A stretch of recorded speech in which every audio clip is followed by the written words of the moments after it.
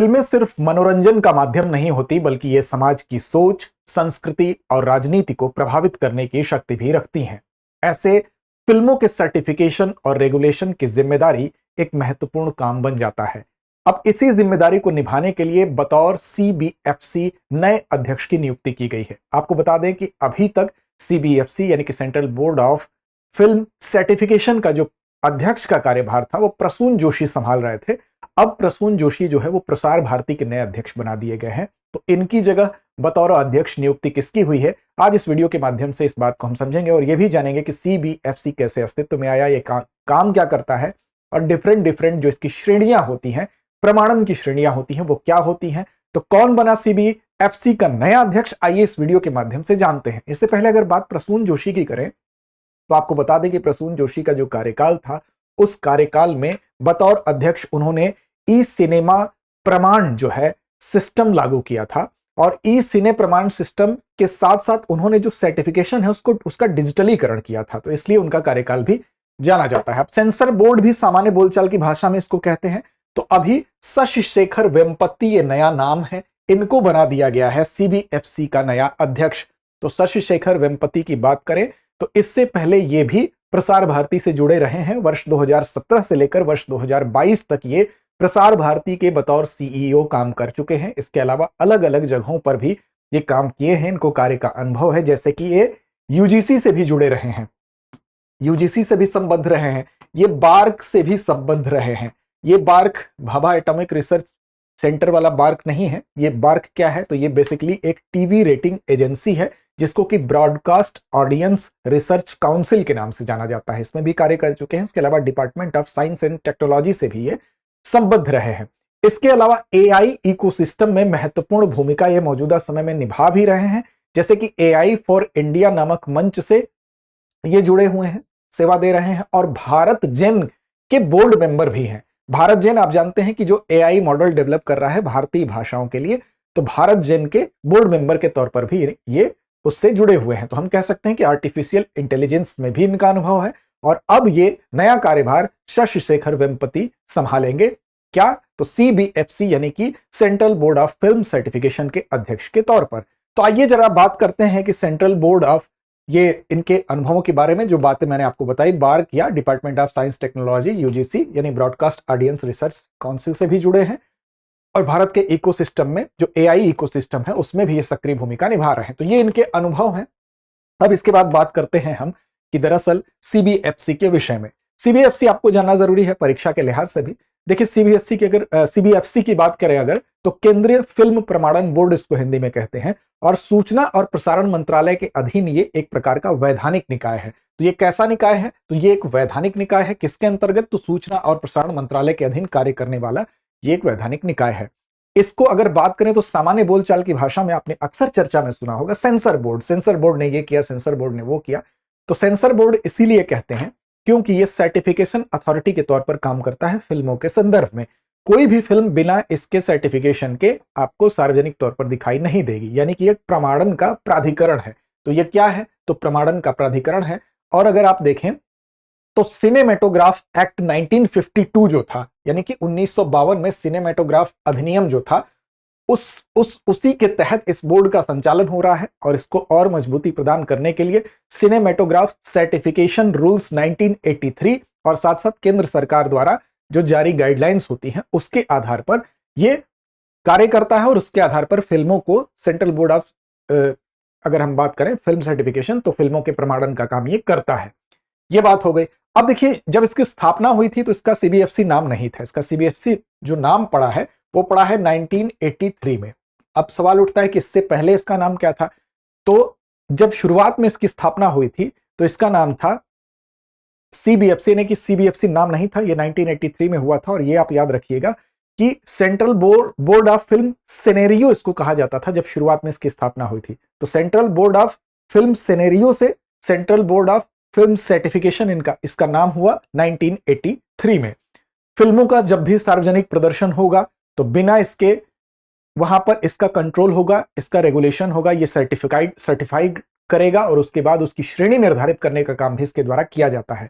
अब इसकी स्ट्रक्चर की बात करें, संरचना की बात करें, तो इसमें इस बोर्ड की संरचना में एक होता है अध्यक्ष, जिस पर कि वेम्पति जी की अभी शशि शेखर वेम्पति जी की नियुक्ति हुई है। और इसके अलावा इसमें सदस्य भी होते हैं। अब ये सदस्य कितने हो सकते हैं, तो ये 12 से लेकर 25 तक ये सदस्य हो सकते हैं, और ये केंद्र सरकार द्वारा ये जो सदस्य होते हैं वो नियुक्त किए जाते हैं। अब यहां पर इसके कार्यालय की बात करें तो इसको 9 क्षेत्रीय कार्यालय भी हैं, यानी कि एक अध्यक्ष होगा, 12 से 25 इसके मेंबर्स हो गए जो कि केंद्र सरकार द्वारा नियुक्त किए जाते हैं, और 9 क्षेत्रीय कार्यालयों के माध्यम से ये कार्य करता है। और बिना सीबीएफसी के प्रमाण के कोई भी फिल्म सार्वजनिक रूप से प्रदर्शित नहीं की जाती है जब तक कि ये उसको सर्टिफाइड न कर दे। अब देखिए इसकी 9 क्षेत्रीय इकाइयों की बात करें तो अलग अलग जगहों पर, सबसे पहले 4 महानगर जो हैं, चारों महानगरों में एक एक, यानी कि मुंबई में, नई दिल्ली में, कोलकाता में और चेन्नई में। इसके अलावा कुछ अन्य जगहों जिनमें कि बेंगलुरु, तिरुवनंतपुरम, हैदराबाद और कटक और गुवाहाटी। तो यहां देख सकते हैं कि हैदराबाद, तिरुवनंतपुरम, कटक और गुवाहाटी में भी इसके कार्यालय हैं। तो इस तरह से इसके कुल जो क्षेत्रीय कार्यालय हैं उसमें बेंगलुरु, तिरुवनंतपुरम, हैदराबाद, कटक और गुवाहाटी और साथ साथ 4 महानगर। तो इस तरह से इसके 9 क्षेत्रीय कार्यालय भी आपको दिखाई देते हैं। अब ये अलग अलग जब प्रमाणन का काम होता है, जब सर्टिफाइड करता है ये पिक्चरों को, तो उसमें अलग अलग श्रेणियां बनाई जाती हैं। कई बार आपने सुना होगा U/A देखा होगा, U देखा होगा, A देखा होगा। तो ये अलग अलग जो श्रेणियां बनाई जाती हैं ये क्या होती हैं, तो देखिए सबसे पहले आपने U श्रेणी सुना होगा। तो U श्रेणी क्या होता है, ये सभी आयु वर्ग के लिए होता है, यानी इसको यूनिवर्सल श्रेणी कहते हैं। इसी तरह U/A आपने देखा होगा। तो U/A का मतलब होता है यूनिवर्सल विद पर्सनल गाइडेंस। इसमें 12 साल से ऊपर की आयु के, यानी कि 12 साल से कम एज के जो बच्चे होंगे उनको ये चीज देखने के लिए मनाही होती है। इसके अलावा एक एडल्ट A श्रेणी आप जानते हैं कि इसमें एडल्ट ओनली ये श्रेणी होती है, जिसको कि केवल वयस्क या बालिकों के लिए ये श्रेणी बनाई जाती है। इसके अलावा एक श्रेणी S भी होती है। S श्रेणी क्या होती है, तो रेस्ट्रिक्टेड टू स्पेशल क्लासेज इस श्रेणी को कहते हैं, जिसको S श्रेणी कहते हैं, यानी कि विशेष श्रेणी इसको कहा जाता है।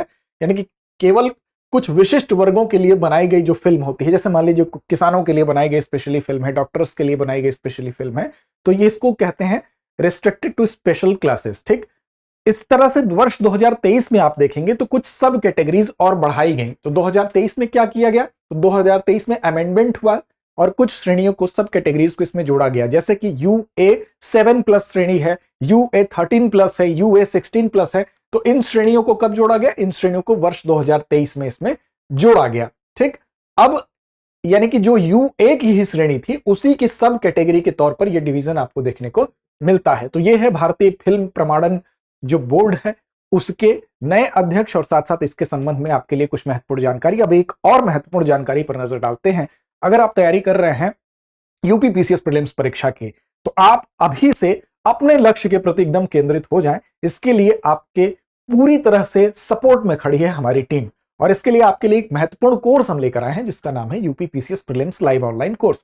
इस कोर्स से अगर आप जुड़ते हैं तो आपको बिल्कुल एकदम ऐसे डिजाइन में ये सिलेबस को इस तरीके से यहां पर कवर किया जाता है कि आपकी तैयारी बेहतर तरीके से हो सके, आप इस प्रीलिम्स परीक्षा को क्रैक कर सके। देखिए, क्या नहीं पढ़ना है वो ज्यादा इंपॉर्टेंट होता है, और वो चीज यहां पर आपको इस कोर्स में मिलेगी। तो यूपीपीसीएस प्रीलिम्स का ये जो बैच है ये दोनों माध्यम में, हिंदी माध्यम में भी है, इंग्लिश माध्यम में भी है। साथ साथ इसमें अनुभवी शिक्षकों के मार्गदर्शन के वजह से आपको कम समय में बेहतर तैयारी का मौका ये देता है। इसकी वैलिडिटी 12 महीने की होती है, यानी कि 12 महीने तक आप इस कोर्स में अगर एडमिशन लेते हैं तो जितनी बार चाहे इस कोर्स को देख सकते हैं। साथ साथ इसमें अन्य बहुत सारी खूबियां हैं, उसके बारे में अगर आप जानना चाहते हैं तो दृष्टि लर्निंग ऐप को आप डाउनलोड कर लीजिए। और दृष्टि लर्निंग ऐप जब डाउनलोड करेंगे तो UPPCS prelims live online course पर आप सर्च करें, उसके सारे फीचर्स पढ़ें। अगर आपको लगता है आपके लिए उपयुक्त है और आप इसमें एडमिशन लेना चाहते हैं तो आप कॉल भी कर सकते हैं किसी क्वेरी के लिए, जिसका हमारा नंबर है 8750187501। इस नंबर पर कॉल करिए, हमारी जो एक्सपर्ट टीम है वो आपसे संपर्क करेगी। तो याद रखिएगा, बैच दोनों ही माध्यम का 4 मई से प्रारंभ हुआ है, तो इसमें आप एडमिशन ले सकते हैं। अब बारी आती है अभ्यास प्रश्न की। अभ्यास प्रश्न की जिम्मेदारी आप पर। निम्न में से कौन सा शशि शेखर वेम्पति से संबंधित नहीं है? AI फॉर इंडिया फोरम, विकल्प बी है भारत जन बोर्ड, विकल्प सी है बार्क, या विकल्प डी है इसरो। तो इसका सही जवाब कमेंट बॉक्स में दीजिए। साथ साथ एक अन्य सूचना आपके लिए है कि हम यूपीपीसीएस के लिए जो करंट अफेयर्स है, daily current affairs with MCQ programme सुबह 9 बजे आपके लिए लेकर आते हैं। तो वो लाइव सेशन होता है, वहां पर डेली के अखबारों के माध्यम से, बहुविकल्पी प्रश्नों के माध्यम से आपके करंट अफेयर्स को कवर किया जाता है। तो वहां आप ज्यादा से ज्यादा जुड़े। अगर आप यूपीपीसीएस प्रीलिम्स 6 दिसंबर के लिए प्रयास कर रहे हैं तो वो सेशन आपके लिए बहुत महत्वपूर्ण होने वाला है। साथ साथ लड़ते रहिए, अपने लक्ष्य की ओर बढ़ते रहिए। फिर मिलते हैं। अब एग्जाम की तैयारी को और बेहतर करने के लिए हमारे चैनल को लाइक, शेयर और सब्सक्राइब करना ना भूलें।